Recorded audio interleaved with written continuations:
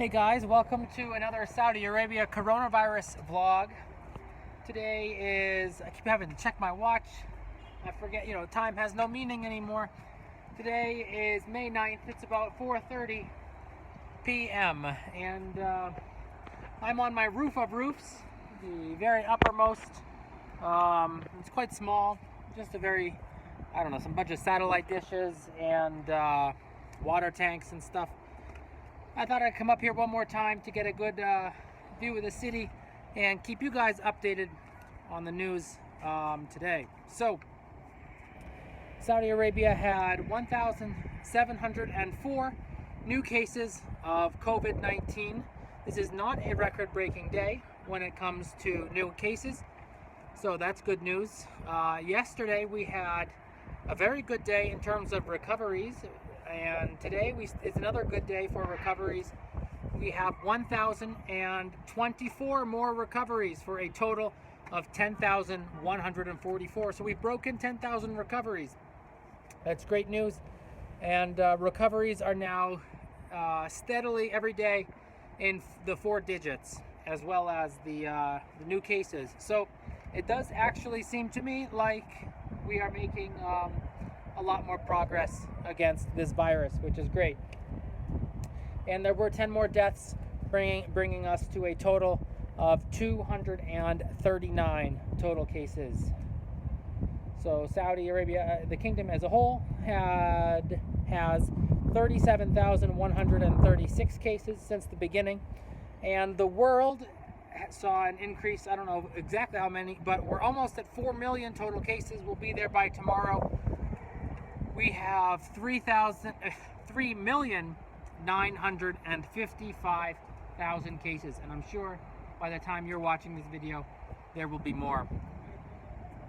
Of these new 1,704 cases in the kingdom, we had 316 in Riyadh, 265 in Jeddah, 111 in Dammam, 23 in Hufuf, 54 in Khobar, 417 in Mecca, 112 in Medina, 67 in Jubail, 107 in Taif. No new cases here in beautiful Khamis Mushait, but there was one case in Abha. So let's talk about some of the news.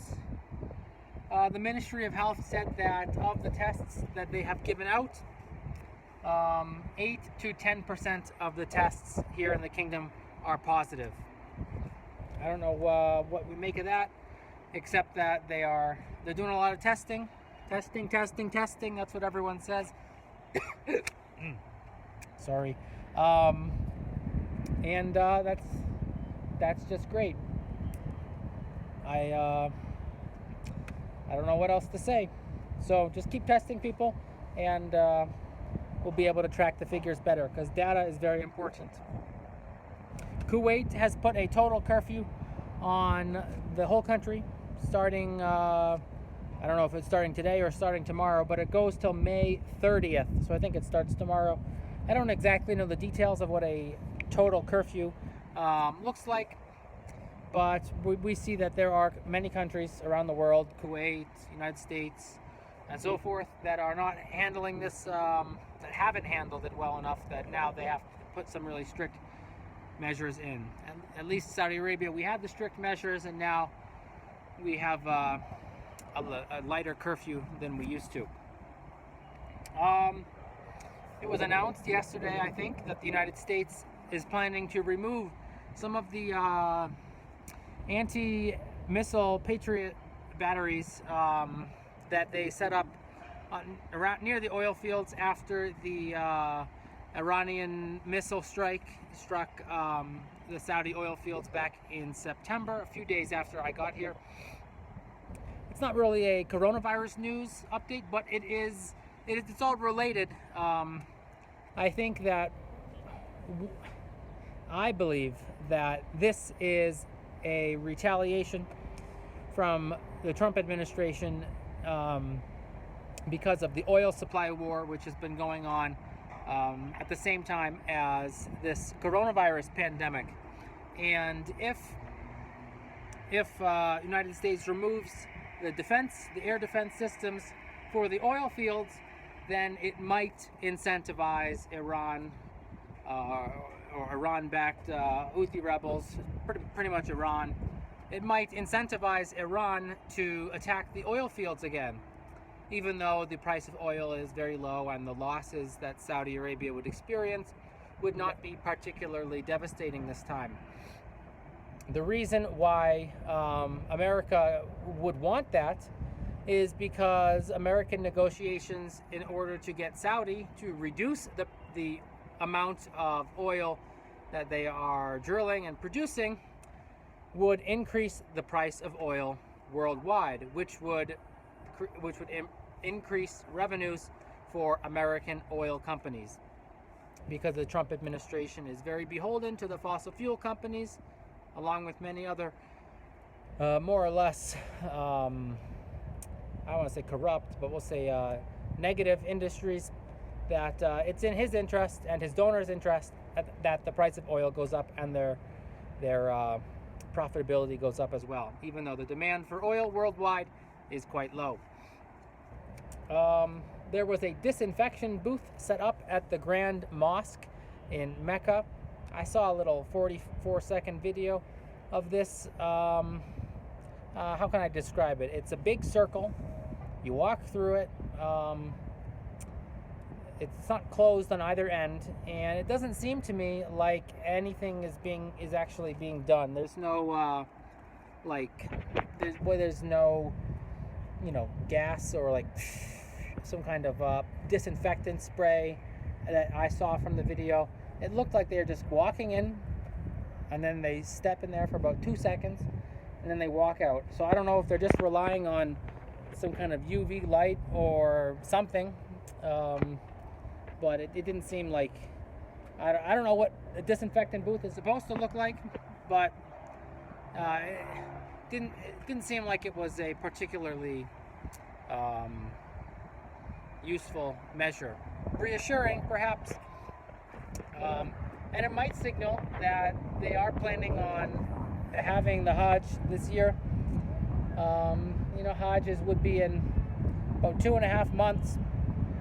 I don't think they will have it, but Saudi has not canceled the Hajj yet, so we'll see. If you let me know what you think about the Hajj being canceled. Let me know in the comments below. What else? Just a question or two questions. The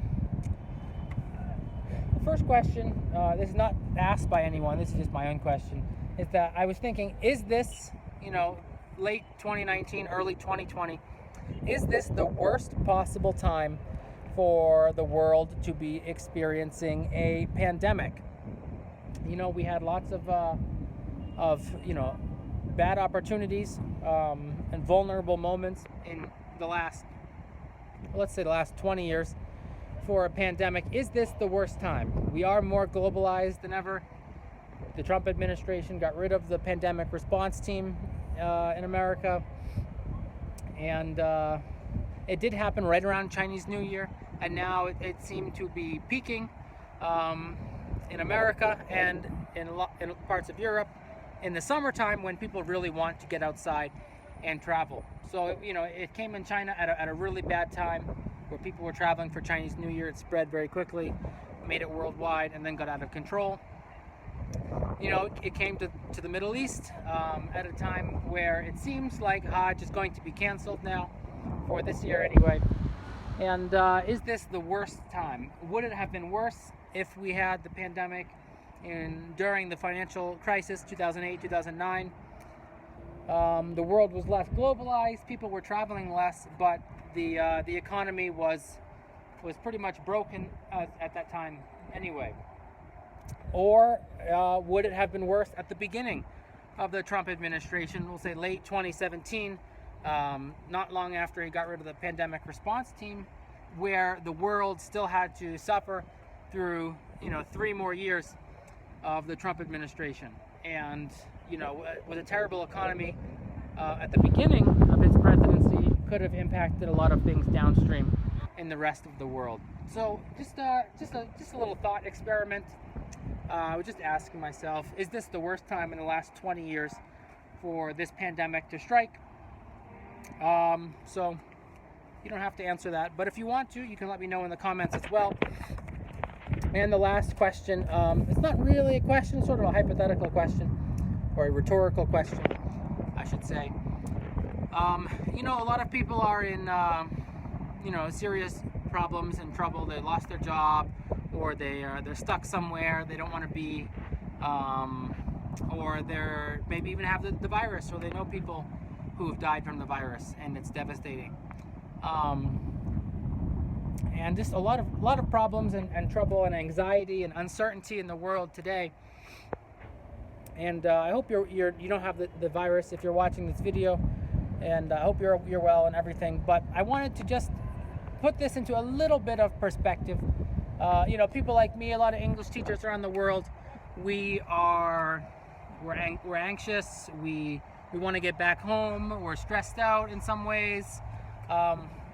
But then I asked myself, you know, what would it take for me to be grateful about where I am now? What would have to happen in order for me to long for the days of May 9th, 2020?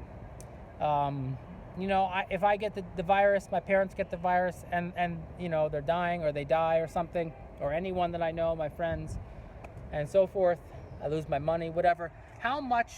What would I give to come back to just this moment when I'm healthy, my friends and family are healthy?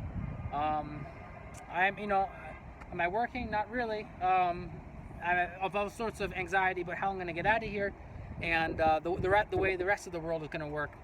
But what would it take for me to be happy just coming back to where I am now? So anyway, I just want to leave it on that note. If you have any comments or questions that you want me to answer, please let me know in the comments below. I'll try to answer them in the YouTube comments or in a future video. This is episode, I think, 46 of my coronavirus vlog, maybe 45. So I think I'm going to try and make it to 50, and then that's going to be it. I'll do the last episode from America if I ever get back there.